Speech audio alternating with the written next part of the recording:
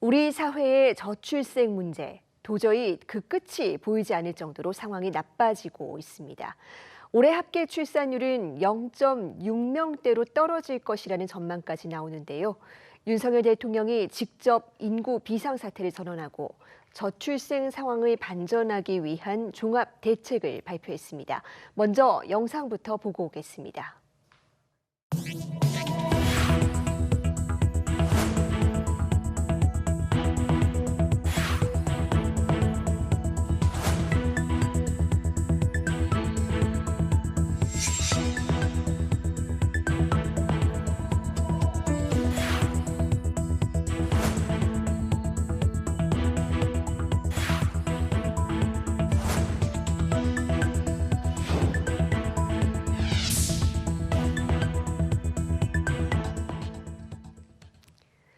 네, 오늘 발표된 저출생 종합대책, 얼마나 실효성 있는 내용을 담았는지 취재기자와 조금 더 자세히 살펴보겠습니다.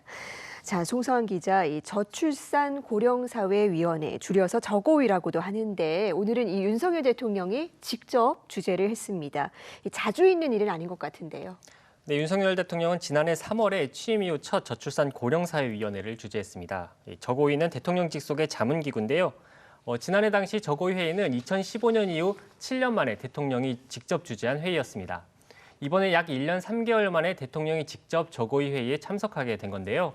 대통령이 이렇게 직접 참석하는 주기가 7년여에서 1년여로 짧아진 건 그만큼 우리의 저출생 상황이 심각해졌다는 방증이기도 합니다. 실제로 우리나라 올해 1분기 합계 출산율은 0.76명으로 집계됐는데요. 1분기 기준 역대 최저치로 0.8명 선이 붕괴된 건 역시 처음입니다. 전체 인구 가운데 출생아 수가 사망자 수에 미치지 못하면서 인구 자연 감소도 53개월째 이어지고 있습니다. 윤 대통령은 이 같은 저출생 상황을 국가 비상사태라고 규정했는데요. 오늘 회의를 직접 주재하고 대책을 발표한 것도 이 같은 위기 상황에 반전이 필요하다는 절박한 인식이 그 배경으로 풀이됩니다. 네, 절박한 인식이 담겨 있었다. 그렇다면 이 저출생 대책 주요 내용 하나씩 살펴보겠습니다. 일단은 휴가 휴직 제도 확대가 눈에 띄네요.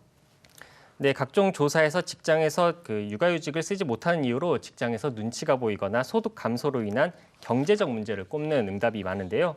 이 같은 어려움을 해소하기 위해서 우선 현재 통상임금의 80%, 월 150만 원 상한으로 지급되는 육아휴직급여를 기간별로 차등을 둬서 통상임금의 100%, 최대 월 250만 원까지 지급하도록 개선합니다. 이렇게 될 경우 현행대로라면 1년 최대 1,800만 원 지급되던 육아휴직급여가 최대 2,310만 원까지 늘게 됩니다. 또 분할해서 사용할 수 있는 횟수도 2번에서 3번으로 늘리고요. 육아휴직 대체 인력에 대한 지원 대상과 금액도 확대해서 눈치 보지 않고 제도를 이용할 수 있게 유도한다는 계획입니다. 출산 휴가와 동시에 육아휴직도 함께 신청할 수 있도록 하는데요. 사업주가 별다른 허가 의사를 밝히지 않더라도 2주가 지나면 자동으로 허용한 것으로 간주하도록 제도를 손볼 예정입니다.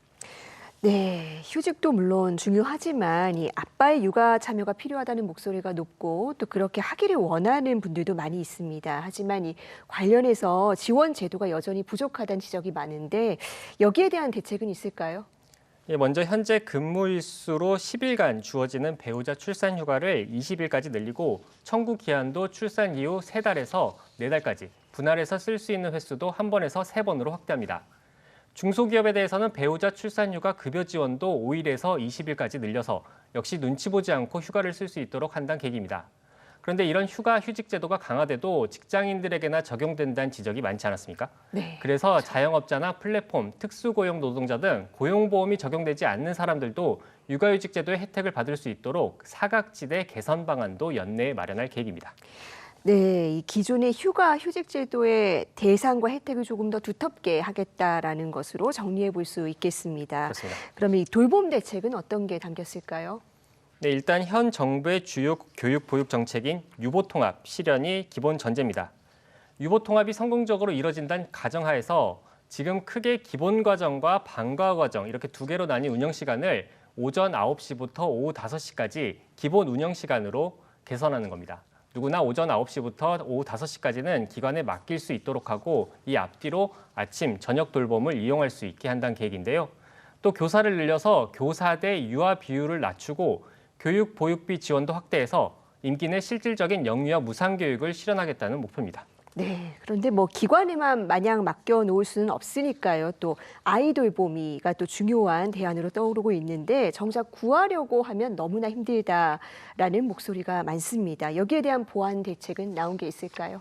일단 말씀하신 것처럼 수요에 비해서 절대적인 아이돌 보미 숫자가 부족한 상황이기 때문에 양성 교육 기간을 늘릴 계획이고요. 요양보호사나 사회복지사, 청소년 지도사 등 기존의 관련 지식과 자격증이 있는 대상자에 대해서는 교육 이수 시간을 단축해서 더 많은 돌보미 인력을 공급한다는 구상입니다. 또 서울 등 일부 지자체에서 양육에 참여하는 조부모에게 수당을 지급하고 있는데 성과를 살펴보고 확산할 수 있는 방안도 검토하기로 했습니다. 또 추가로 있는데요. 네. 지금 외국인 가사관리사 도입을 위한 시범 사업이 9월로 예정돼 있는데요. 내년에는 상반기까지 1,200명 규모로 추진한다는 계획입니다. 네. 자, 그리고 이 젊은 층이 사실 이 결혼, 출산, 육아를 꺼리는 아주 대표적인 이유 중에 하나가 바로 주거 문제입니다. 정부는 어떤 대책을 내놨을까요? 네, 우선 정부는 올해 초 이 저출생 대책으로 신생아 특례 구입 전세자금 대출을 이미 내놓은 바 있습니다. 다만 소득 기준이 1억 3천만 원이라서 일각에서는 맞벌이 가정 모두가 혜택을 누리기 어렵다는 지적이 있어 왔습니다. 그래서 이 소득 기준을 당장 2억 원으로 높이고 내년 이후 출산 가정에 대해선 2.2억 원으로 더 높여서 사실상 소득 요건을 없앨 방침입니다. 아파트 분양에서도 신생아 우선 공급을 늘려서 연간 12만 호 이상을 공급한다는 계획인데요. 민간 분양 아파트의 신혼부부 특별공급 물량안에서 신생아 우선 공급 비율을 현행 20%에서 35%로 늘립니다. 기존의 신혼부부 특별공급으로 청약이 당첨됐다고 하더라도 아이를 낳고 주거 이동이 필요할 경우를 위해서 다시 한번 특별공급에 청약할 수 있는 기회를 제공하기로 했는데요. 또 출산 여부와 관계없는 신혼부부 전세자금 대출 소득 여건도 현행 7,500만 원에서 1억 원으로 상향할 예정입니다. 네, 저희가 지금 이 아주 짧게 주요 내용만 정리하고 있는데도 이렇게나 내용이 방대합니다. 뭐 잘 되면 좋겠습니다만 당장 이 백화점식이다라는 지적도 해볼 수 있을 것 같고요. 이 제대로 이용될 수 있는지 또 재원은 어떻게 마련할 수 있을지도 의문이 제기될 수 있을 것 같은데 어떻습니까?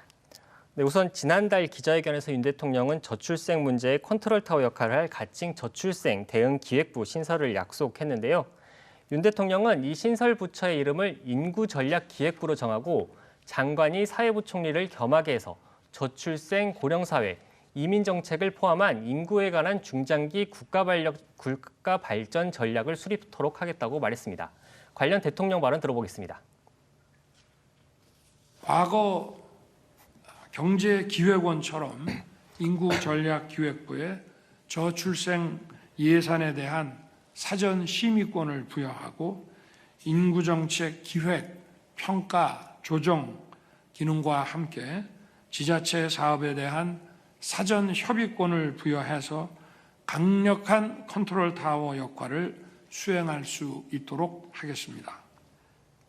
네, 또 부처 신설을 위해서는 국회에서 정부 조직법이 통과돼야 하는데요.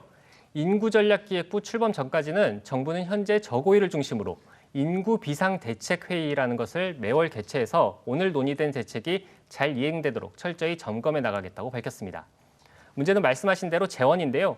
이번에 저고위가 발표한 57페이지 분량의 자료에서도 이 같은 정부의 대책에 얼만큼의 예산이 필요한지 또 재원은 어디서 마련할지에 대해서는 명확하게 제시하지 않고 있습니다.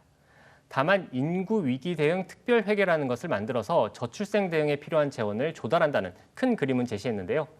구체적인 방안에 대해서는 관계 부처와 전문가들이 참여하는 TF를 만들어서 검토하겠다는 계획입니다. 또 정부 외에 지자체에서도 다양한 저출생 대응 정책이 나오고 있는데요.